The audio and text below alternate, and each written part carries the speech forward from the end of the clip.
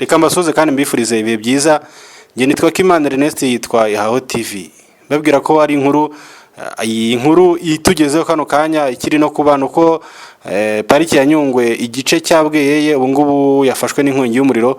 Gusa abahatwitse cyangwa icyateye inkongi y'umuriro ntabwo cyari cyamenyekana, nkuko ku murongo wa telefone tumaze kuvugana n'umuyobozi nshingwabikorwa w'umurenge wabweye Ndabyimana Daniel adutangarije ko bari kuzimya bafatikanyije n'abaturage ndetse n'inzego z'umutekano zitandukanye. N'ahantu hadatuye abaturage, ni kure, uvuye nko ku murenge wabweye ujyayo ni ibirometero 3 n'igice. Gusa igikorwa kirakomeje cyo kuzimya uyu muriro. Reka tumwumve ku murongo wa telefone. Nagira ngo mutubwire ku nkongi y'umuriro ifashe ishyamba rya Nyungwe. Ese yarifashe ryari iyo nkongi, mwaba mwamenye icyayiteye? Ubundi yafashwe ejo. Ni ahantu bita mu Tunyoni, ni hirya nko uvuye ku murenge ujyayo ni nk'amasaha 3 n'igice n'amaguru. Yafashwe ejo, tubimenyeshwa n'abakozi ba RDB. Hanyuma nyine birumvikana icyo twakoze no guhita dushaka abaturage badufasha nk'ibisanzwe. Ariko mu by'ukuri kugeza uyu mwanya ntabwo turamenya ikintu cyateye inkongi y'umuriro. Ubu hamaze gushya ahantu hangana gute? Urebye mu masaha yashize bambwira ko hamaze gushya hegitari zirenga 13. Ariko ko umuyaga ugenda wiyongera nyine ni nako ubuso bw'ahafatwa hagenda n'ubundi yiyongera. Hari izindi mbaraga zaje gufasha nk'imodoka nk'indege byaba byaje kubafasha kuzimya uyu muriro?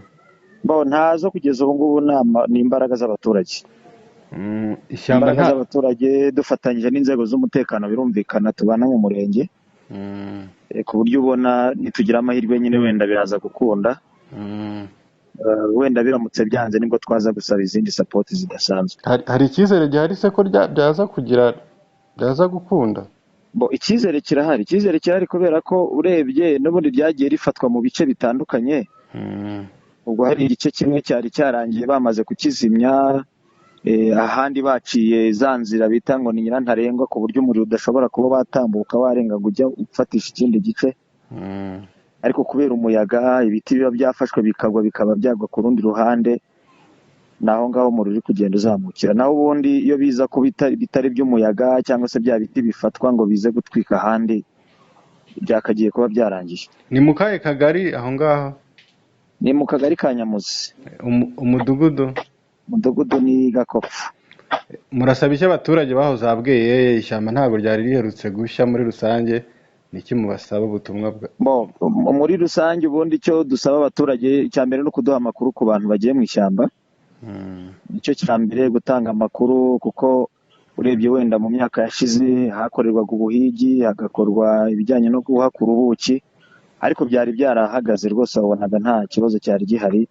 Niyo mpamvu nyine turi kwibaza wenda icyaba cyateye inkongi y'umuriro. Ariko uko tugenda dukomeza gufatanya n'inzego z'umutekano, byange bikunde biraza kumenyekana. Ndabyimana Daniel yavuze ko amaze gushya hegitari zigera kuri 13, hagiye haca imirongo ya nyirantarengwa kugira ngo abantu bagote umuriro bazimya ku buryo gakondo. Gusa yizera ko uyu muriro bawuhashya, cyakora batawuhashyirije haza izindi mbaraga zirimo za kizimyamwoto ndetse n'ibindi bintu byose bitandukanye. Mbasaba rero gukora share ndetse na subscribe kuri Ihaho TV show.